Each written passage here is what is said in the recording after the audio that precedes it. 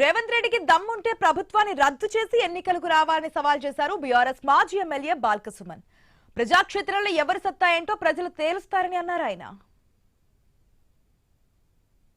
BRS పని అయిపోయింది, BRS KCR కుటుంబం పని అయిపోయింది అంటున్నారు కదా.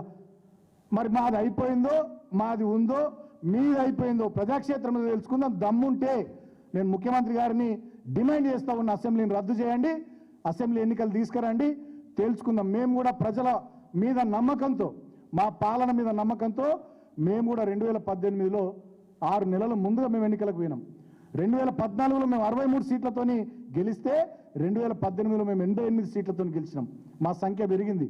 మా పాలన మీద మేము చేసిన పనుల మీద నమ్మకం కొద్దీ మేము ముందస్తు ఎన్నికలకు పోయినాం. మీకు దమ్ముంటే ఈ డ్రామాలను ఎందుకు? మీ పాలన మీద నమ్మకం ఉంటే కమాన్ పోదాం, అసెంబ్లీని రద్దు చేయండి, ప్రజాక్షేత్రంలో తెలుసుకుందాం.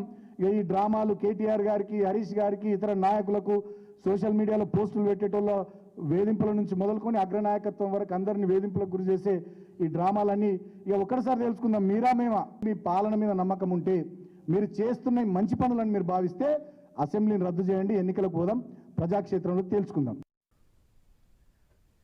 రేవంత్ రెడ్డి ప్రభుత్వంతో బీజేపీ లోపాయికారి ఒప్పందం పెట్టుకుందని ఎమ్మెల్సీ శ్రవణ్ ఆరోపించారు. కేంద్ర మంత్రి బండి సంజయ్ మాట్లాడిన తీరే అందుకు నిదర్శనమన్నారు ఆయన.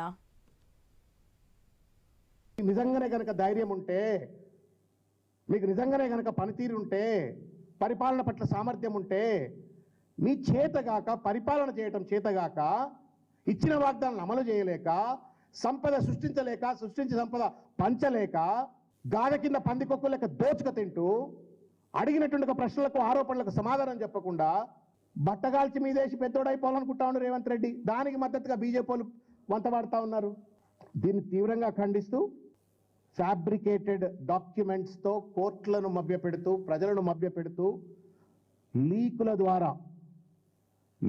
ద్వారా 2 ఏళ్లుగా దీన్ని ఒక నెట్ఫ్లిక్స్ సిరీస్ లెక్క నడిపిస్తూ ప్రజలను ఎట్లా మభ్యపెడుతూ రాజకీయ లబ్ధి పొందాలని చెప్పని చిల్లర ప్రయత్నం చేస్తున్నటువంటి ఈ ప్రభుత్వము, రేవంత్ రెడ్డి గారు, వాళ్ళతో కొల్యూడైనటువంటి భారతీయ జనతా పార్టీ అందరికి కూడా కనువిప్పు కలిగేటట్టుగా ఎవిడెన్సెస్తో రేపు పొద్దుగాల మళ్ళీ కొన్ని డాక్యుమెంట్లు మీడియా వాళ్ళ దృష్టికి తీసుకొచ్చే ప్రయత్నం చేస్తారు.